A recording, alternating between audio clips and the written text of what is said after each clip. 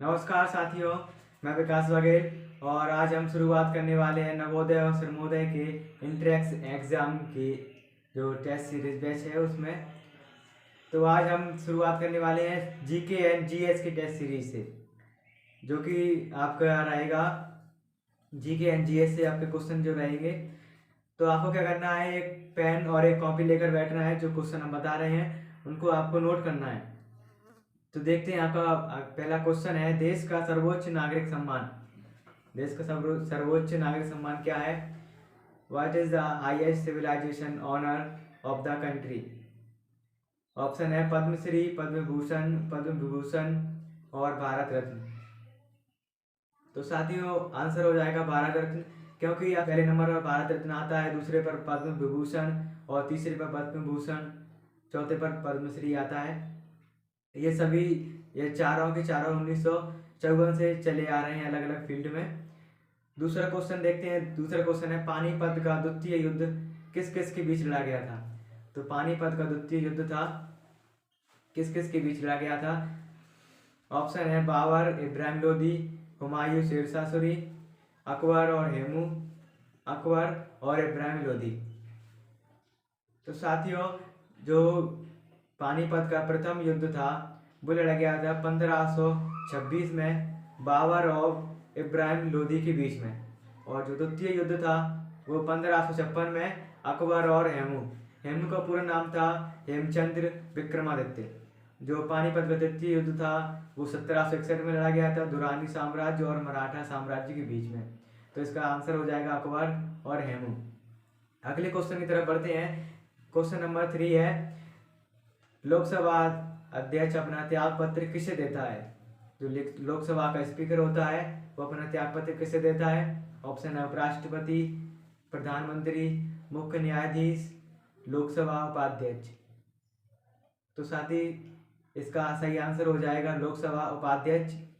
जो लोकसभा स्पीकर होता है वो अपना त्याग पत्र लोकसभा के उपाध्यक्ष को देता है, और प्रधानमंत्री जो अपना त्याग पत्र देता है राष्ट्रपति को देता है, और राष्ट्रपति जो देता है वो उपराष्ट्रपति को त्याग पत्र अपना देता है। नंबर 4 क्वेश्चन की बात करें तो चंद्रशेखर आजाद की मृत्यु कहाँ हुई थी? चंद्रशेखर आजाद की मृत्यु कहाँ हुई थी? ऑप्शन है आगरा, दिल्ली, कलकत्ता, इलाहाबाद। तो साथ ही चंद्रशेखर आजाद की मृत्यु हुई थी 17 फरवरी 1931 को। जगह थी इलाहाबाद के अल्फ्रेड पार्क में इनकी मृत्यु हुई थी।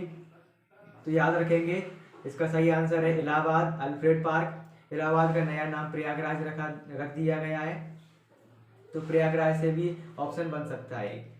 अगले क्वेश्चन की तरफ बढ़ते हैं। 5वां क्वेश्चन है, गंगा और यमुना नदी किस शहर में मिलती है? गंगा यमुना नदी किस शहर में मिलती है? ऑप्शन है आगरा, इलाहाबाद, पटना, मध्य प्रदेश। तो साथ ही गंगा, यमुना, सरस्वती ये तीनों इलाहाबाद शहर में मिलती हैं, जो कि अभी सरस्वती विलुप्त हो गई है। तो क्वेश्चन गंगा और यमुना से बनेगा, तो गंगा और यमुना सही आंसर हो जाएगा, इलाहाबाद में मिलती है। और 2008 में गंगा को राष्ट्रीय नदी घोषित किया गया था। अगला क्वेश्चन है, उड़ीसा हाईकोर्ट की स्थापना कब हुई थी? उड़ीसा हाईकोर्ट है उसकी स्थापना कब हुई थी? ऑप्शन है 1862, 1800, 1866 और 1948। तो इसका सही आंसर हो जाएगा 1948, क्योंकि 1948 में उड़ीसा हाईकोर्ट की स्थापना हुई थी। तो चलिए बढ़ते हैं अगले क्वेश्चन की तरफ। भारत की राजधानी दिल्ली कब बनी थी? भारत की राजधानी दिल्ली कब बनी थी? 1885 में, 1907 में, 1911 में, 1916 में। तो साथ ही भारत की राजधानी पहले कलकत्ता थी, फिर 1911 में ये दिल्ली बन गई थी, और 1931 में इसका नया नाम नई दिल्ली हो गया था। तो आंसर हो जाएगा 1911 में भारत की राजधानी दिल्ली बन गई थी। अगला क्वेश्चन है, राष्ट्रीय ध्वज का डिजाइन किसने तैयार किया था? राष्ट्रीय ध्वज या तिरंगा उसका डिजाइन किसने तैयार किया था? महात्मा गांधी, राजेश प्रसाद, रविन्द्रनाथ टैगोर और पिंगली वेंकैया। साथ ही पिंगली वेंकैया ने इसका डिजाइन तैयार किया था, तो राइट आंसर पिंगली वेंकैया हो जाएगा। और 22 जुलाई 1947 को इसे संविधान सभा ने स्वीकार किया था। अगला क्वेश्चन है, नाइन्थवा, भारत के राष्ट्रीय ध्वज की लंबाई व चौड़ाई का अनुपात कितना है? भारत का जो राष्ट्रीय ध्वज है उसकी लंबाई व चौड़ाई का अनुपात कितना है? ऑप्शन है 3:2, 2:3, 4:7 और 1:3। तो जो भारत की राष्ट्रीय ध्वज है उसका लंबाई व चौड़ाई का अनुपात है 3:2। इसका पलट दें या फिर चौड़ाई व लंबाई का रेशो पूछेगा तो 2:3 हो जाएगा और इसका आंसर है 3:2। अगला क्वेश्चन है, क्षेत्रफल के अनुसार भारत का विश्व में कौन सा स्थान है? क्षेत्रफल के अनुसार भारत का विश्व में, ऑप्शन की जरूरत नहीं है, साथ ही यहाँ पर सभी को पता है 7वां स्थान है। यही पहले नंबर पर आता है रूस, दूसरे पर आता है कनाडा, तीसरे पर चीन, चौथे पर अमेरिका, पांचवें पर ब्राजील, छठे पर ऑस्ट्रेलिया और सातवें पर इंडिया। 11वें क्वेश्चन की तरफ बढ़ते हैं। डचों ने भारत में कौन सी मुद्रा चलाई थी? पगोड़ा, रुपया, टंका या तुर्की? तो साथ ही इसका आंसर हो जाएगा पगोड़ा। डचों ने भारत में पगोड़ा नामक एक स्वर्ण मुद्रा चलाई थी। अगला क्वेश्चन है, 12वां क्वेश्चन है, अमरकंटक किस जिले में है? अमरकंटक किस जिले में है? ऑप्शन है होशंगाबाद, जबलपुर, अनूपपुर, मंडला। होशंगाबाद, जबलपुर, अनूपपुर, मंडला। इसका सही आंसर हो जाएगा अनूपपुर। अनूपपुर जो कि मध्य प्रदेश राज्य में है।